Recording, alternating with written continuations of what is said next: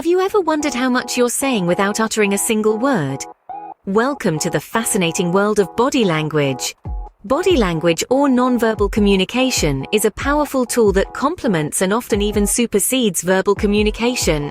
It's the silent orchestra that adds depth to the melody of our spoken words.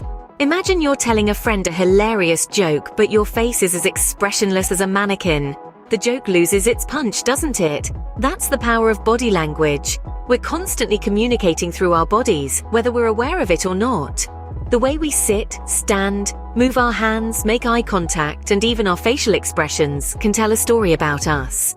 It's like a secret language that we're all fluent in, but not many of us are conscious of. Let's delve into some quick facts to illustrate just how significant body language is.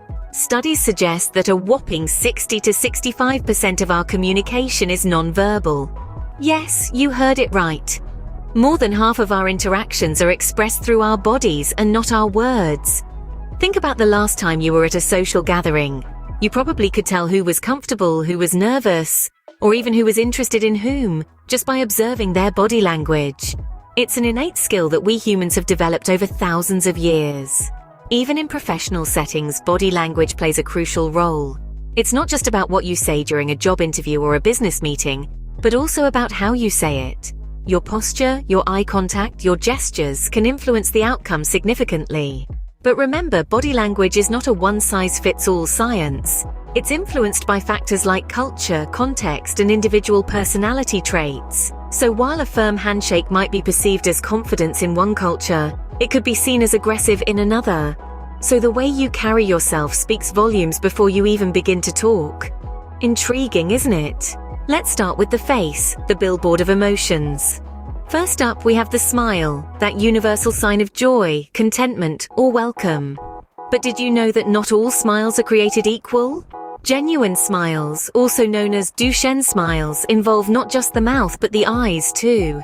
If the corners of someone's eyes crinkle up like a well-loved book, you know that smile is the real deal. Now let's flip the script and talk about frowns. They're usually seen as indicators of unhappiness or displeasure. But, like smiles, they can have different meanings. A slight frown can mean someone is deep in thought, while a more pronounced one could signal that they're upset. The key is to observe the intensity and duration of the frown. Moving on, we have raised eyebrows. Often they're a sign of surprise or disbelief, but they can also indicate curiosity or interest. If someone lifts their brows while you're speaking, it might mean they're genuinely engaged in what you're saying. But what about when the eyebrows knit together in a furrow? This can be a sign of confusion or concentration. It's like the brain is saying, "Hey, I need a little more processing power here."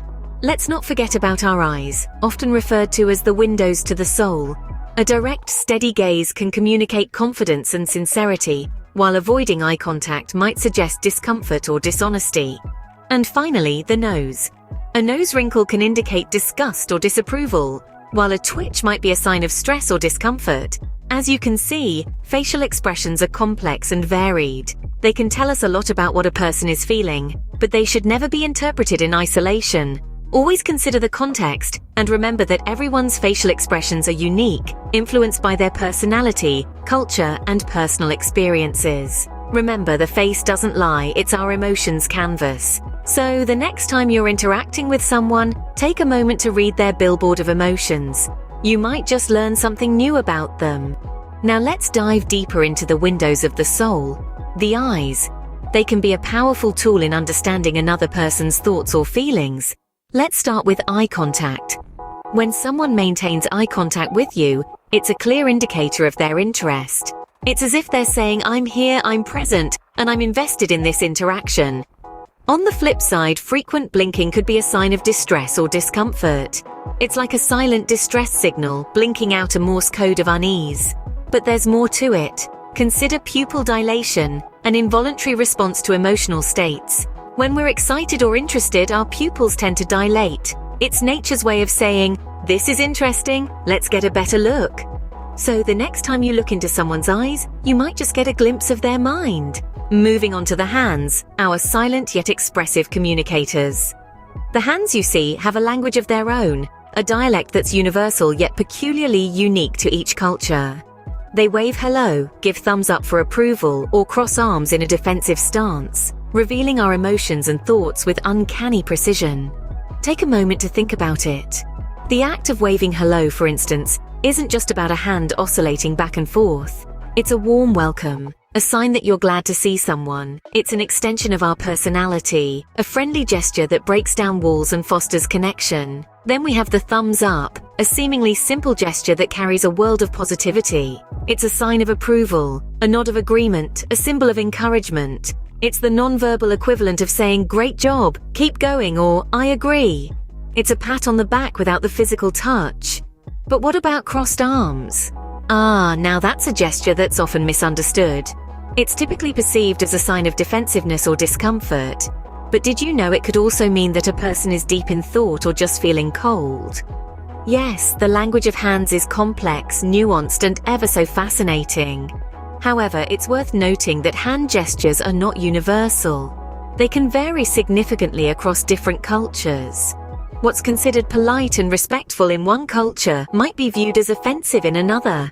It's like learning a new language. You've got to understand the cultural context to get the meaning right. So, the next time you're in a conversation, pay attention to the hands. They might be telling you more than words ever could.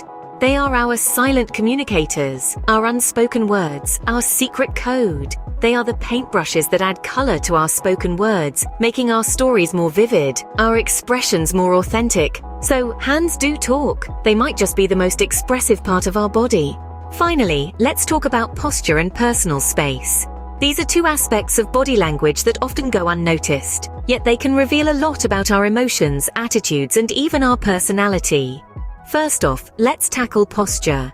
You may not realize it, but the way you stand or sit can speak volumes. Take a moment to consider a person standing tall, with their shoulders back and head held high. This posture often conveys confidence and authority. It's as if this person is saying, "I am here, I am ready, and I am capable." On the other hand, if someone is slouching or hunched over, it may indicate low self-esteem or a lack of confidence. It's a protective stance, as if the person is trying to make themselves smaller or less noticeable. This is not a hard and fast rule though. Some people might just have bad habits, or maybe they're just really tired. Now let's move on to the topic of personal space. We all have an invisible bubble around us, a comfort zone if you will. When someone steps into this space, our reactions can vary greatly. If it's someone we trust or feel comfortable with, we might not mind them being in our space. But if it's a stranger or someone we don't feel at ease with, we might feel uncomfortable or even threatened. The amount of personal space we keep can also indicate our comfort level with others. For instance, people who are more introverted or shy might need more personal space, while extroverts might be comfortable with less. Cultural and social norms also play a big role in determining what's considered an acceptable distance. In conclusion, our posture and the space we keep can reveal a lot about our emotions and attitudes. Whether we're standing tall or slouching, keeping our distance or getting close, these nonverbal cues provide a deeper insight into our state of mind and our relationships with others. So the way we stand and the space we keep can reveal more than just our comfort level. So we've unraveled some of the secrets of body language today. We've discovered the power that lies in our gestures, our facial expressions, our eyes, our hands, even in the way we occupy space. Each element speaks volumes, forming an unspoken language that is constantly communicating, consciously or not. Remember, the face is the mirror of the mind, and eyes without speaking confess the secrets of the heart. Our hands, they have their own vocabulary, and our posture, it's like a billboard that advertises our confidence and comfort level. Being mindful of our own body language and attentive to others not only enriches our interactions, but also opens up a new avenue for understanding human behavior. If you enjoyed this journey into the world of body language, then make sure to subscribe to our channel, hit the like button, and leave a comment below. Share your thoughts or any interesting body language observations you've made. Until next time, keep observing and keep learning.